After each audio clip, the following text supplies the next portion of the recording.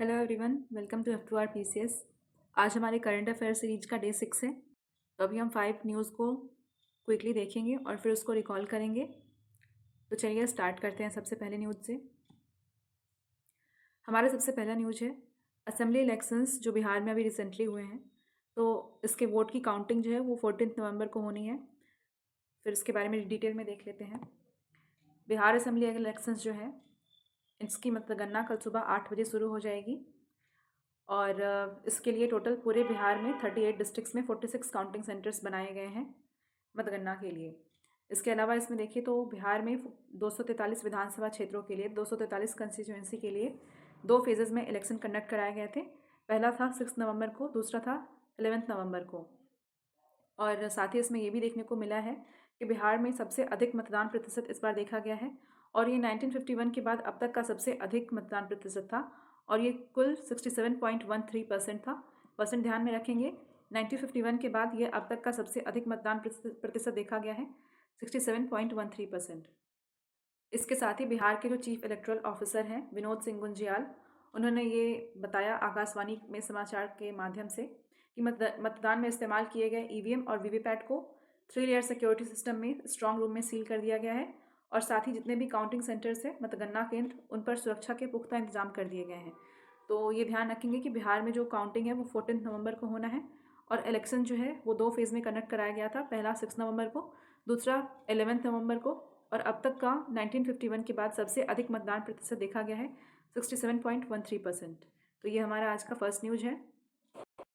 आज का हमारा सेकंड न्यूज़ है मोन्जारो नाम की एक दवा है जो कि एली लिली कंपनी के द्वारा मैन्युफैक्चर की गई है और ये इंडिया का टॉप सेलिंग ड्रग बन चुका है अक्टूबर महीने में। तो मोन्जारो के बारे में अगर देखें तो ये टाइप 2 डायबिटीज़ को ट्रीट करने के लिए उपयोग किया जाता है। साथ ही इसका उपयोग एपेटाइट को रिड्यूस करने में, भूख को कम करने में और डाइजेशन को स्लो करने में भी किया जाता है।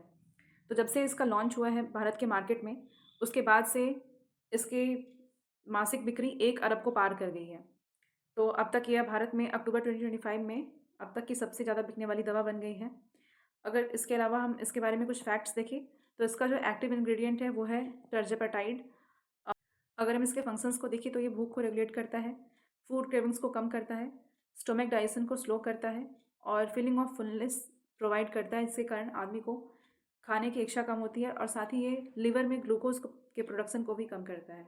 तो ये टाइप 2 डायबिटीज़ में यूज़ होने वाली दवा है। इसका नाम है मोन्जारो और ये इंडिया का टॉप सेलिंग ड्रग अक्टूबर में इमर्ज हुआ है। अब तक ये इसकी बिक्री जो है 1 अरब को पार कर चुकी है।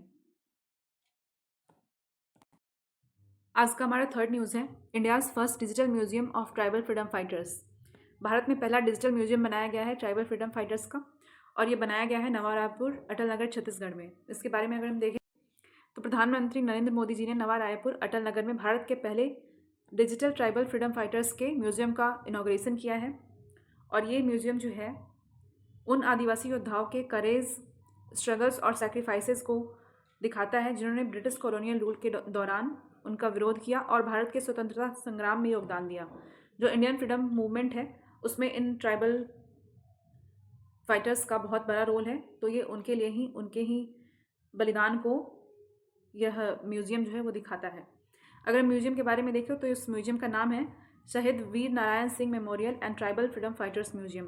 लोकेशन है इसका नवा रायपुर, अटल नगर, छत्तीसगढ़। और इसके अगर सिग्निफिकेंस को देखें तो ये इंडिया का फर्स्ट फुली डिजिटल म्यूज़ियम है और ये डेडिकेटेड है ट्राइबल हीरोज़ के लिए।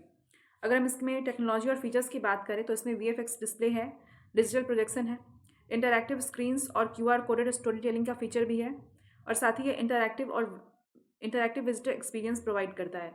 तो इसका लोकेशन ध्यान रखेंगे, नवा रायपुर, अटल नगर, छत्तीसगढ़ में है और ये इंडिया का पहला फुली डिजिटल म्यूजियम है और ये डेडिकेटेड है ट्राइबल हीरोज़ के लिए। नाम है Veer Narayan Singh memorial and tribal freedom fighters museum.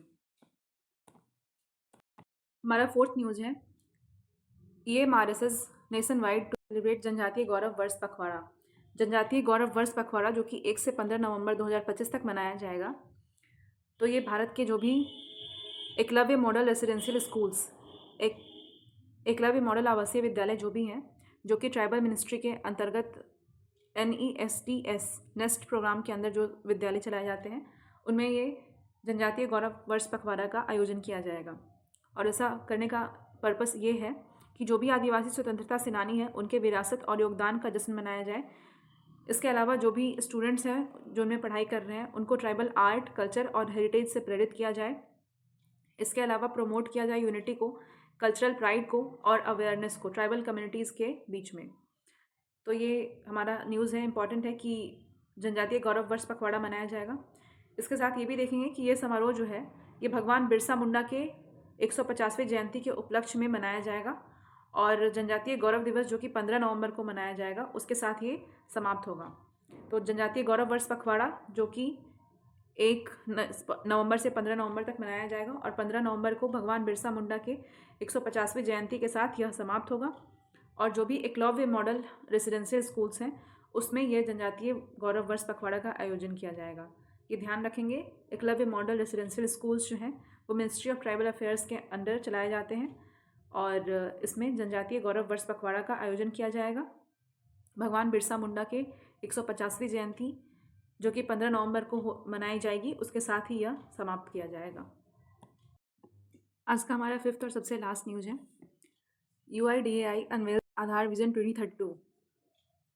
UIDAI unique identification authority of India, इसने लॉन्च किया है आधार विजन 2032 और इस रोड मैप का जो एम है वो ये है कि आधार को और सिक्योर, इंटेलिजेंट और ग्लोबली अलाइंड बनाना है।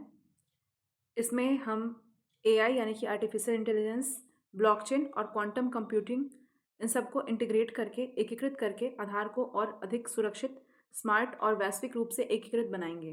तो ये ध्यान रखेंगे कि आधार विजन 2032 जो है वो लॉन्च किया गया है UIDAI के द्वारा। इसका जो फोकस एरिया है वो ये है कि AI powered intelligent authentication system हो और ब्लॉकचेन हो टैम्पर प्रूफ वेरिफिकेशन एंड अडेबिलिटी के लिए। उसके बाद हम इसके इंपॉर्टेंट फैक्ट्स को देखें तो ये लॉन्च किया गया है UIDAI के द्वारा। लॉन्च डेट जो है वो है 1 नवंबर 2025 और UIDAI की जो एक्सपर्ट कमेटी है उसके चेयरपर्सन है नीलकंठ मिश्रा और UIDAI के CEO का नाम है भुवनेश कुमार। तो unique identification authority of India के द्वारा आधार विजन 2032 लॉन्च किया गया है और इस रोड मैप का ये एम है कि आधार को और ज़्यादा सुरक्षित, स्मार्ट और ग्लोबली अलाइन बनाया जाए और ऐसा बनाने के लिए AI, ब्लॉकचेन और क्वांटम कंप्यूटिंग जैसी चीज़ों को इंटीग्रेट करके अपने उद्देश्य को पूरा किया जाए। ये लॉन्च किया गया है 1 नवंबर 2025 को। तो ये हमारा आज का 5वां न्यूज़ था। इसको एक बार क्विकली हम रिकॉल कर लेते हैं। सबसे पहला है हमारा आज का कि बिहार में असेंबली इलेक्शंस के बाद 14 नवंबर को काउंटिंग है और इसके लिए 38 डिस्ट्रिक्ट में 46 सेंटर पर काउंटिंग सेंटर्स बनाए गए हैं। बिहार में 6 और 11 नवंबर को 2 चरणों में मतदान हुआ और इसमें 1951 के बाद अब तक का सबसे अधिक मतदान प्रतिशत रिकॉर्ड किया गया है जो कि 67.13% है। और जो बिहार के मुख्य निर्वाचन अधिकारी थे उनका नाम है विनोद सिंह गुंजियाल। सेकेंड है हमारा मोनजारो जो है ये इमर्ज किया है इंडिया में टॉप सेलिंग ड्रग की तरह। अक्टूबर मंथ तक इसकी सबसे ज़्यादा बिक्री हुई है, लगभग 1 बिलियन रुपए की बिक्री हुई है और ये मैन्युफैक्चर है बाय एली लिली कंपनी और इसका प्रयोग किया जाता है टाइप 2 डायबिटीज़ के ट्रीटमेंट में और साथ ही ये ग्लूकोज प्रोडक्शन लीवर के द्वारा उसको रिड्यूस करने में भी हेल्प करता है। इसका यूज़ फूड क्रेविंग्स को भी कम करने में, एपेटाइट को भी रेगुलेट करने में, इसमें भी मोनजारो दवा का यूज़ किया जाता है। तो ये अपने लॉन्च के बाद अक्टूबर 2025 तक सबसे ज़्यादा बिकने वाली मेडिसिन है। हमारा थर्ड न्यूज़ ये था कि इंडिया में फर्स्ट डिजिटल म्यूजियम जो है ट्राइबल फ्रीडम फाइटर्स का वो PM मोदी के द्वारा इनॉग्रेट किया गया है नवा रायपुर, अटल नगर, छत्तीसगढ़ में और साथ ही इसका नाम है Shaheed Veer Narayan Singh memorial and tribal freedom fighters museum. ध्यान रखेंगे ये नवा रायपुर, अटल नगर, छत्तीसगढ़ में है और ये जो है जो ट्राइबल फाइटर्स हैं उनके करेज, स्ट्रगल और बलिदान को याद करता है और ये उन्हीं को डेडिकेटेड है।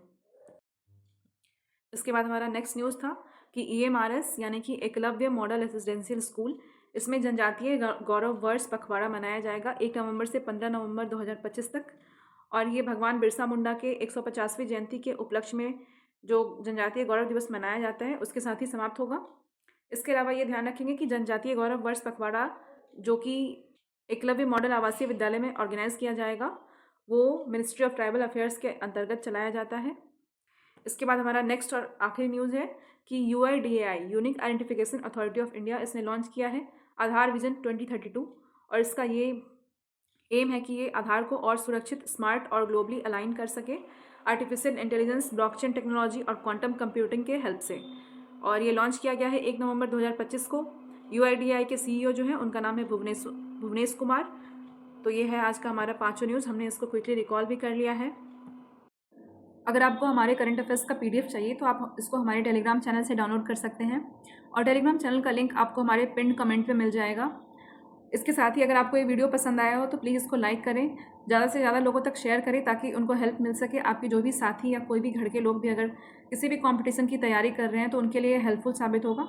तो प्लीज़ उन तक ये वीडियो पहुँचाएँ, और अगर आपको अच्छा लगे तो प्लीज़ चैनल को सब्सक्राइब भी कर लें।